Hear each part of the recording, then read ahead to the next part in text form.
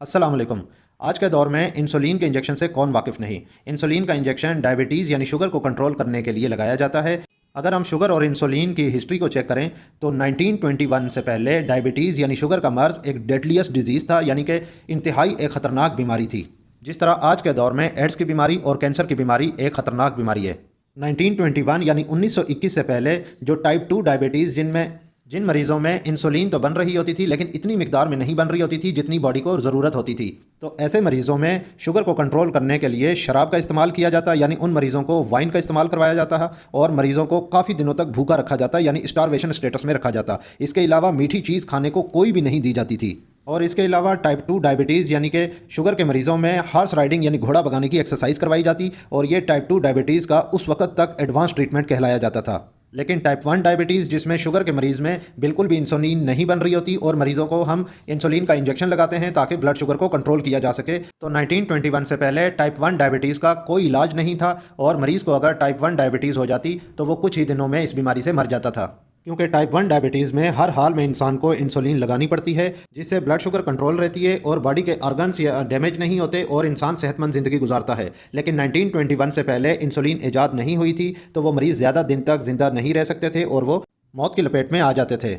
अब शुगर के मर्ज़ पे रिसर्च तो सदियों से जारी थी और अभी भी जारी है। इसी तरीके से यूनिवर्सिटी ऑफ टोरंटो के सर फ्रेडरिक जी बेंटिंग ने आखिर इस बीमारी को गर्दन से दबोच लिया, यानी इस बीमारी के लिए इंसुलिन ईजाद कर ली और 1922 यानी 1922 में एक 14 साल के लड़के में टाइप 1 डायबिटीज़ थी और वो ज़िंदगी की आखिरी सांसें गिन रहा था कि इस लड़के को इंसुलिन ट्रायल बेस पे लगाई गई और वो लड़का मौत के मुंह से निकल आया। उस दिन से लेकर आज दिन तक टाइप 1 डायबिटीज़ के मर्ज़ में ब्लड शुगर को कंट्रोल करने के लिए इंसुलिन का डोज ही दिया जाता है, जो कि जब तक इंसान के जिस्म में जान है, जिस्म में रूह है, तब तक लगानी पड़ेगी। इसके बगैर कोई चारा नहीं है।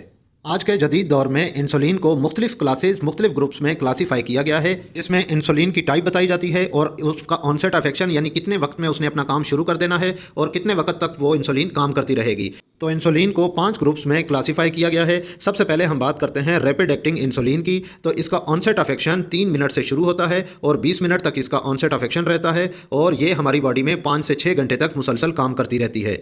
और रैपिड एक्टिंग इंसुलिन नोवा रैपिड के नाम से और एपिड्रा के नाम से मार्केट में अवेलेबल है। और दूसरे नंबर पे शॉर्ट एक्टिंग इंसुलिन के नाती है। इसका ऑनसेट ऑफ एक्शन यह इंसुलिन 30 मिनट से भी कम वक्त में अपना काम शुरू कर देती है, जो कि 6 से 8 घंटे तक मुसलसल हमारी बॉडी में काम करती रहती है और इसको मार्केट में एक्ट्रापिड या ह्यूमेलिन आर, जिसको हम इंसुलिन आर के नाम से जानते हैं, यह मार्केट में इजीली अवेलेबल है। इसके बाद हम तीसरे नंबर पर बात करते हैं इंटरमीडिएट एक्टिंग इंसुलिन। यह इंसुलिन 60 मिनट से 90 मिनट के अंदर अपना ऑनसेट ऑफ एक्शन करती है, यानी अपना काम शुरू कर देती है और यह 16 से 24 घंटे तक हमारी बॉडी में काम करती रहती है। मार्केट में यह ह्यूमेलिन एनपीएच के नाम से इजीली अवेलेबल है। इसके बाद चौथे नंबर पे मिक्स्ड इंसुलिन है और ये 2 इंसुलिन का कॉम्बिनेशन होता है। इस इंसुलिन में 70% एनपीएच इंसुलिन होती है और 30% नोवा रैपिड यानी कि रैपिड एक्टिंग इंसुलिन होती है और ये इंसुलिन हमारी बॉडी में 2 से 3 घंटे में अपना एक्शन शुरू करती है, जो कि 8 से 12 घंटे तक इसका असर मुसलसल रहता है। मार्केट में यह इंसुलिन ह्यूमेलिन 70/30, ह्यूमेलिन 25/75 या ह्यूमोलॉग 50/50 के नाम से जानी जाती है और ये मार्केट में अवेलेबल है। और सबसे ज़्यादा मिक्स्ड इंसुलिन ह्यूमेलिन 70/30 इस्तेमाल ज़्यादा की जाती है।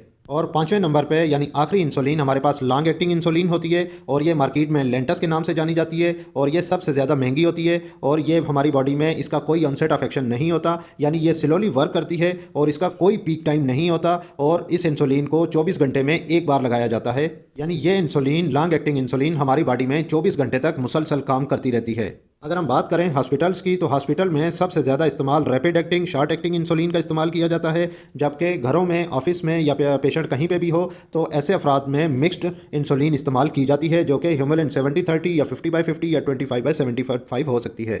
अब जो मरीज़ किसी भी किस्म की इंसुलिन इस्तेमाल कर रहे हैं वो एक गलती बहुत ज़्यादा करते हैं या इस बात पे ख़ास तवज्जो नहीं देते कि इंसुलिन टेम्परेचर सेंसिटिव ड्रग है, इसका टेम्परेचर मेंटेन लाजमी करना होता है। इसका टेम्परेचर 2 से 8 सेंटीग्रेड तक होता है और इसको रेफ्रिजरेटर में रखना चाहिए और इंसुलिन के टेम्परेचर को ख़ास अहमियत देनी चाहिए। अक्सर अफराद इंसुलिन वाइल को फ्रिज में रख तो देते हैं क्योंकि अक्सर इलाकों में बिजली का मसला होता है तो रेफ्रिजरेटर बंद होने की सूरत में इंसुलिन की वाइल उठाकर बर्फ़ वाले खाने में रख देते हैं, जिससे अक्सर जहन से निकल जाता है और इंसुलिन जम जाती है। और अगर इंसुलिन जम जाए तो फिर यह ब्लड शुगर को कंट्रोल नहीं करती, इसकी एफिकेसी ख़त्म हो जाती है। इस तरह अगर 1-2 घंटों तक इसका टेम्परेचर यानी 8 सेंटीग्रेड से ज़्यादा हो जाए या बाहर पड़ी रहे यानी रूम टेम्परेचर पर पड़ी रहे तो फिर भी इसका असर ख़त्म हो जाता है। ये ब्लड शुगर को कंट्रोल नहीं करेगी और ना ही ये करती है। और अक्सर अफराद किसी खुशी गमी में इंसुलिन पॉकेट में डालकर ले जाते हैं या पानी के कूलर में रख लेते हैं। ये भी तरीका बिल्कुल गलत है।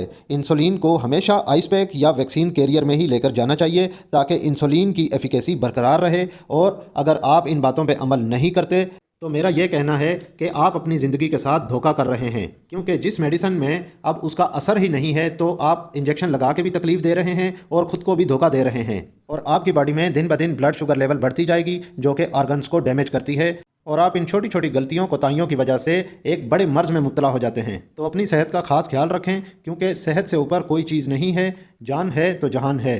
अल्लाह ताला तमाम मरीज़ों को शिफाए कामला अता फ़रमाए।